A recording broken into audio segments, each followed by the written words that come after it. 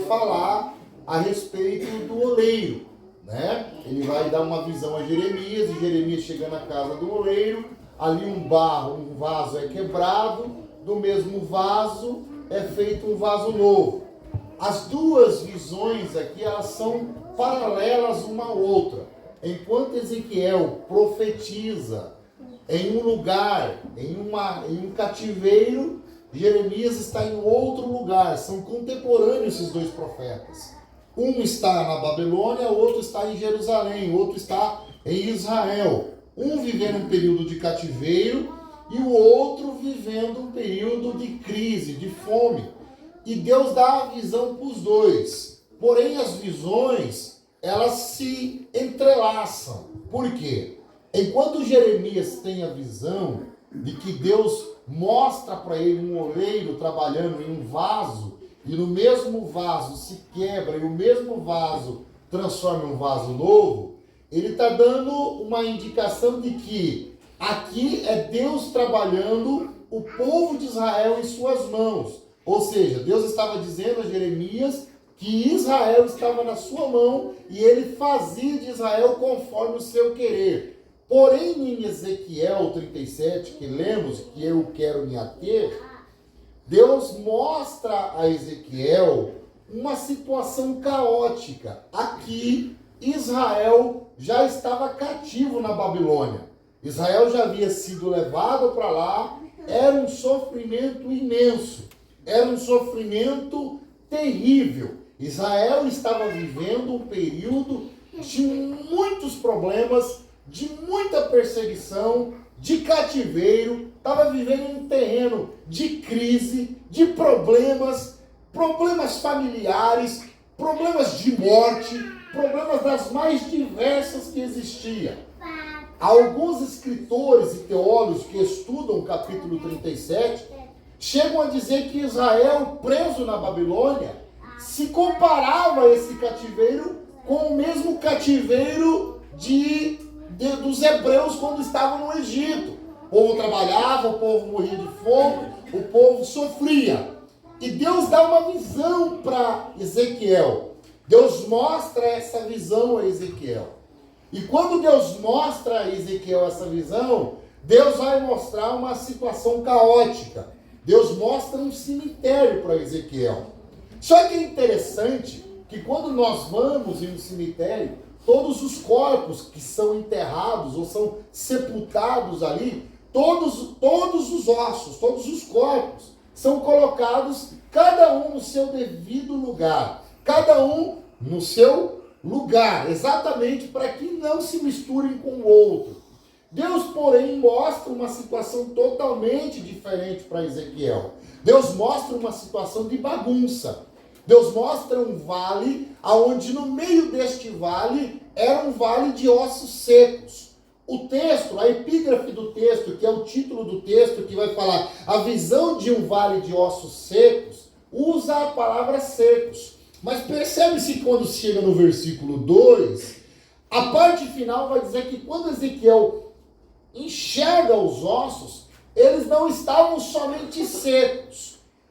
O texto vai dizer, na parte final, que os ossos estavam sequíssimos. Parece que as duas palavras, secos e sequíssimos, são a mesma coisa. Mas quando interpretamos ela, as duas palavras que parecem ser iguais, o estado delas é diferente. Enquanto estar seco, é como se fosse pegar uma folha seca, varrer, você leva ela para lá, ela até fica na mão, ela está seca. Mas o estado de sequíssimo, ela se desmancha na mão. Então ela tem um estado que é um pouco mais sólido e um estado que ela chega a desmanchar na mão, chega a esfarelar. Então quando Ezequiel olha exatamente através dessa visão, o vale de ossos secos, ele vai perceber que os ossos, além de estarem todos bagunçados, além de cada osso estar totalmente em ruínas, eles estavam a ponto de esfarelar quando se pegasse na mão. E o texto vai dizer que Deus mostra a Ezequiel, então, um lugar horrível, mostra um lugar terrível. E isso representa exatamente o que Israel estava vivendo.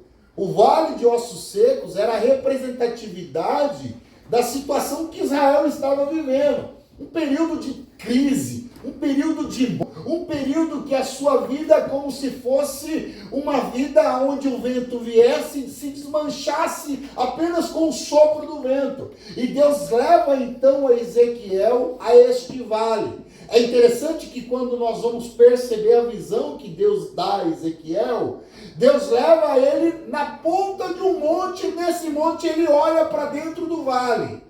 A Bíblia diz que quando Ezequiel chega e percebe a situação desses ossos sequíssimos, ele faz uma pergunta ao Senhor. Aliás, o Senhor faz uma pergunta a Ezequiel. E aí Deus fala para ele o seguinte, vamos lá para o versículo de número 4, versículo de número 3. Filho do homem, poderão viver estes ossos? Veja a pergunta que Deus faz para um profeta, para um homem que estava vivendo o mesmo período que Israel estava vivendo. É possível haver vida em um lugar de bagunça? É possível haver vida, Ezequiel, em um lugar onde existe ruína? É possível haver vida, Ezequiel, no meio desses ossos? É possível, Ezequiel, haver vida em meio à desordem? A Bíblia diz, o texto de Ezequiel 37 vai dizer que o vale de ossos secos era uma bagunça, imperava a desordem, imperava os problemas, imperavam a morte. Mas o texto vai dizer que Deus pergunta então a Ezequiel, é possível haver vida em meio a essa crise, Ezequiel? É possível haver vida, Ezequiel, em meio a essa bagunça? É possível, Ezequiel, haver vitória? É possível haver vida em meio à bagunça, Ezequiel? Ezequiel, tomado pelo poder de Deus, tomado pelo poder do Senhor, ele olha para o Senhor e responde na beira do vale, Senhor, tu sabes. Aleluia, Jesus. O verdadeiro homem de Deus, a verdadeira mulher de Deus, ele sabe quando Deus fala com ele, ele entende a voz de Deus. Ela pode viver em meio às tribulações, ela pode viver em meio à bagunça, ele pode viver em meio à desordem, e parece que não tem saída, e não tem escape, e não tem vida, mas quando ele tem Deus na direção e no controle dos seus passos, mesmo que ele entenda que não consiga encontrar vida, ele sabe que Deus na hora certa vai bradar, na hora certa Deus vai descer, e na hora certa Deus vai agir. Aleluia! Aleluia! E eu acho muito interessante que Deus fala para ele, tem possibilidade? Pode haver? E a resposta de Ezequiel para Deus é a seguinte, Senhor, tu sabes. Senhor, tu sabes. Ele acredita toda a esperança nas mãos do poderoso. Ele sabe em quem ele crê.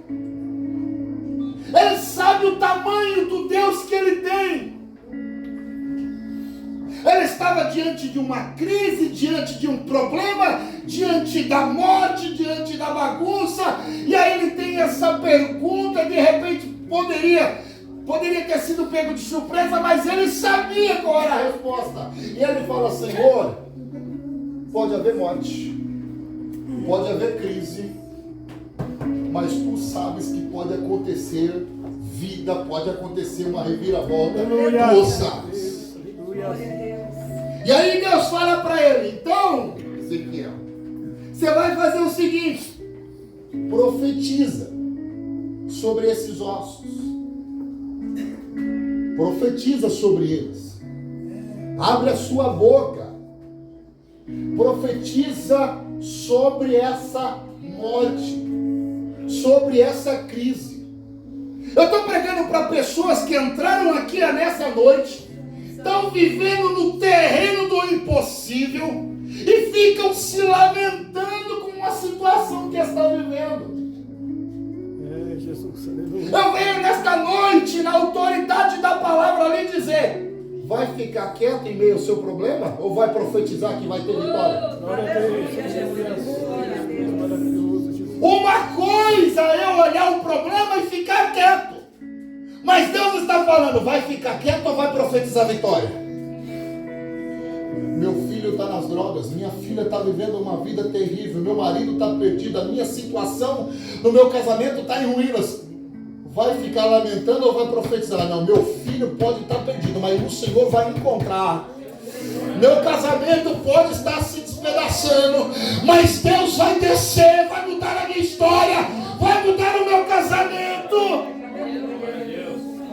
Deus não te chamou para ficar simplesmente olhando as crises, olhando para os problemas, olhando aonde impera a bagunça ou a desordem, para ficar em silêncio. Nós fomos chamados porque somos mais do que vencedores em Cristo Jesus. E Deus lhe chamou nesta noite para profetizar vitória em meio à morte, para profetizar uma saída em meio aos problemas. Maravilhoso. No nome do Senhor Jesus. Aleluia. Exaltado. Profetiza, Ezequiel. E quando você profetizar, eis que vão entrar em vós o Espírito e vai viver. Aleluia.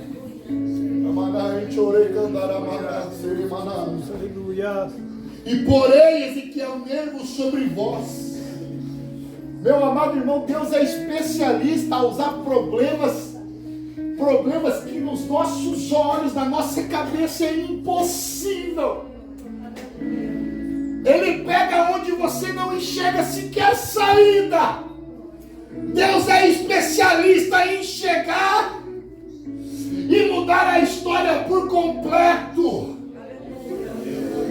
Eu conheço ex-bandidos que ficaram presos 30 anos, poderiam ter morrido na cadeia, mas um dia Deus desceu naquela cela e mudou a vida dele, e hoje é grande homem de Deus. Conheço mulheres que viviam em bordéis, e o Espírito de Deus desceu, aonde não havia vida, aonde não havia saída, aonde não havia expectativa, Deus veio e muda por completo, e hoje está dirigindo o filho de oração. Quem é que te disse que a tua vida não tem jeito? Quem é que te disse que a tua história não tem saída? É noite de profetizar vida em meio a esse vale. Exaltado o nome do Senhor Jesus. Aleluia. Glória a Deus. Versículo 7. Maravilhoso, Jesus.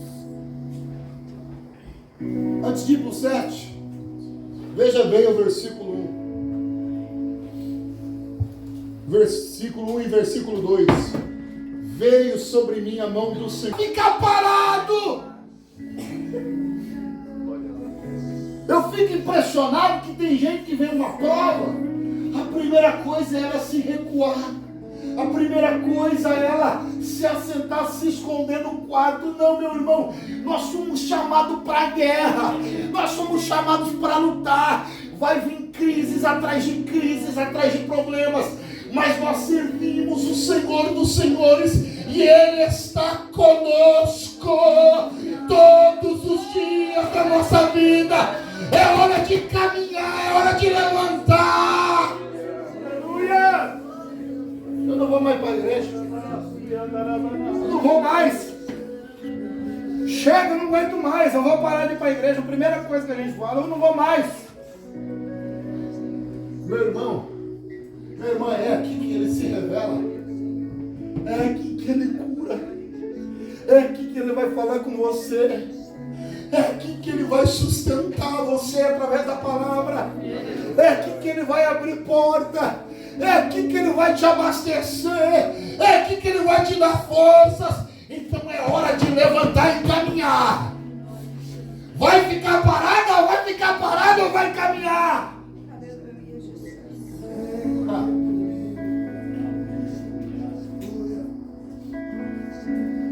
Ezequiel está à beira de um vale, aonde a desordem imperava. bagunça imperava. Mas quando Deus está no controle das coisas, aonde há bagunça, aonde há desordem, as coisas começam a voltar exatamente cada uma no seu lugar. Quando eu permito e deixo que Deus age na minha vida, as coisas que parecem estar tão arruinadas, em crise, bagunçadas, Deus começa a fazer o seguinte: começa a voltar cada coisa para o seu lugar.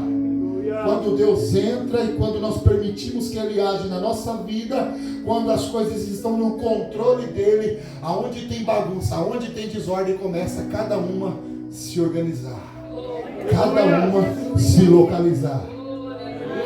O vale estava bagunçado. Era cada osso espalhado para lá, ossos espalhados para cá. Era um vale de esqueletos, totalmente bagunçados, tudo misturado. Parecia aquela feijoada que a gente faz, né? Coloca feijão, coloca pé de porco, orelha, e vai colocando um monte de coisa, vira tudo uma bagunça, né? E é bom demais, né? Mas aqui, o vale ele está bagunçado. E a ordem que Deus dá para Ezequiel é profetizar. Profetiza, Ezequiel. Porque os ossos